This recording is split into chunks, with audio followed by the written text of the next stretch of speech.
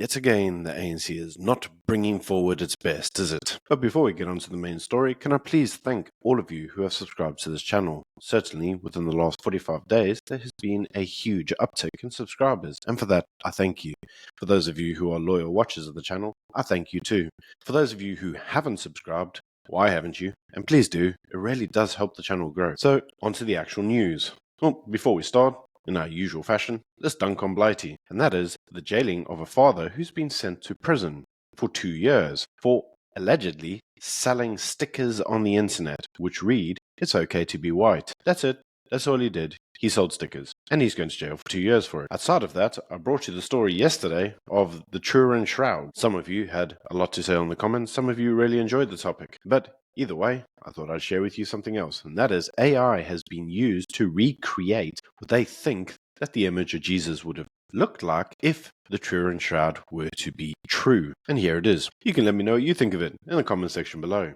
It's AI generated, it's based on the fact that the shroud is real. If it's not real, fair enough. Interesting nevertheless. So on to some South African news. For those of you who grew up in the era that I did, you would have watched KTV. And when you weren't watching KTV, you were probably watching Smith teach algebra on TV. Smith held a SABC show teaching algebra to kids that none of us understood. But we watched it anyway, because Smith was entertaining. Unfortunately, Smith died on Wednesday, aged 85, after a short battle with cancer. I would thank William Smith for his service to the country. I remember him fondly from my childhood, and I'm sure he will be missed. Unfortunately, for those of you who have been brought up in the new generation, you probably don't know who he is. But for those of us who are old, we do. So on to the main news story, and this is, in Johannesburg, they finally elected a new mayor. This is after the previous Al Jamar mayor basically ruined the city further than it was by not actually being present. Many criticized the mayor on the basis that they felt that he was underqualified and undersuited for the job and was nothing more than a puppet of the regime. With that being said, after his expulsion, the ANC took the opportunity to regain the reins of the metro. Dada has been elected, and his initial inauguration speech was one to behold. In the speech, he said the residents shouldn't expect anything from him, and if something is done, he'll prioritize those areas that are likely to vote for the governing party,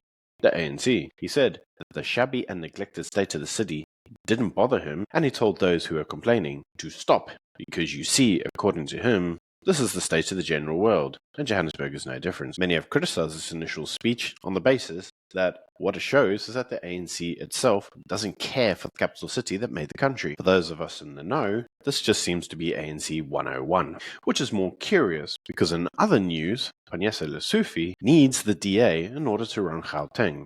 This is because the numbers of the ANC in that province do not stack up, and they need the DA to get themselves over the line. Now, for those of you who don't recall, the DA originally didn't join that provincial government of unity because the DA and the ANC couldn't agree on the number of MMCs to be split between the two. Ultimately, a minority government was put in place, and this minority government is now proving problematic for Panyaza Lesufi. So in response, he is now having to engage in talks with the DA, which John Steenhuisen has said that he welcomes because he would like to work with Panyaza Lesufi. One does wonder whether the push to expel the DA from Tshwane has anything to do with it. Moving on to the Western Cape news, for those of you who haven't been noticing, the Freedom Front Plus seems to have sided with the ANC in order to expel the DA from many of the municipalities in the Western Cape.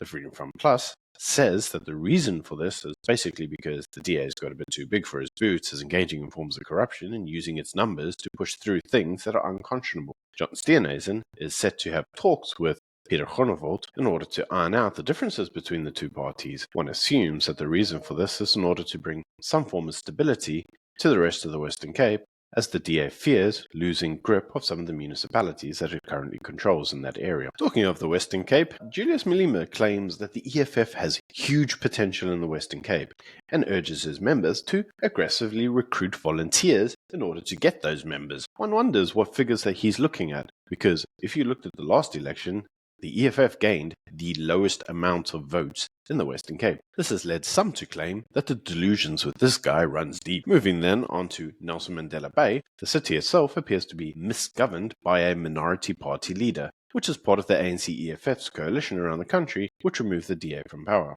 Well, news now is that the ANC and the DA are in talks in order to shift the power back to a coalition of provincial unity. Given the current state of the Bay, this couldn't really be a bad thing. In the words of some, as long as it's not that guy, it's going to be much better. And on to our final news story. Jacob Zuma has finally been expelled from the ANC.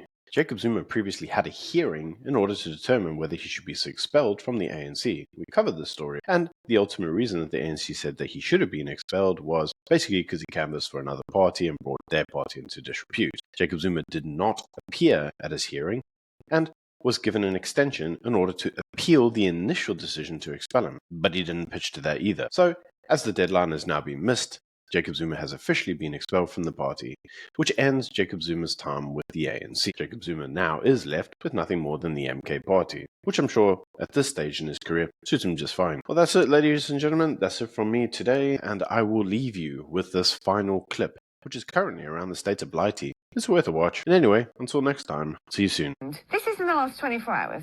No, really? Last 24 hours, all of these headlines. Okay, so there's been a stabbing in a supermarket in Hackney. That's a fresh one. That happened today. A restaurant stabbing in Forest Gate. A man is critically ill in hospital after that. A really bad stabbing in Gorton, near Manchester, where a lovely woman was killed, and a Christian preacher husband and her daughter were both stabbed. Now, there's been a stabbing in Truro. Yeah, little old Truro. An acid attacker has struck in a place called TP Valley in Wales, a place I actually know quite well, believe it or not. In Peterborough, there's been a triple stabbing. Torquay Castle Circus, there was a stabbing there. That was a woman being jailed for that stabbing. Thankfully, they've found a spot for her to go in amongst the protesters. Of course, there was a horrible story of girls being sexually assaulted on the beach in Bournemouth. I remember the good old days when you could go to the beach without being raped. And Dorset police put out a big statement to all the newspapers and on social media saying, if you've been a witness, if you've seen these men approach these girls and sexually assault them, please come forward. And I'm like, okay, so what do they look like? Oh, right, okay, we're not going to find out.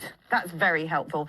There's been an asylum seeker who stabbed his immigration lawyer, and to wrap it all up, a man murdered a woman and had sex with the corpse. So there you go, ladies and gentlemen. Just as well we're emptying all the prisons because it seems the stabbers are on the loose. What is going on in this country?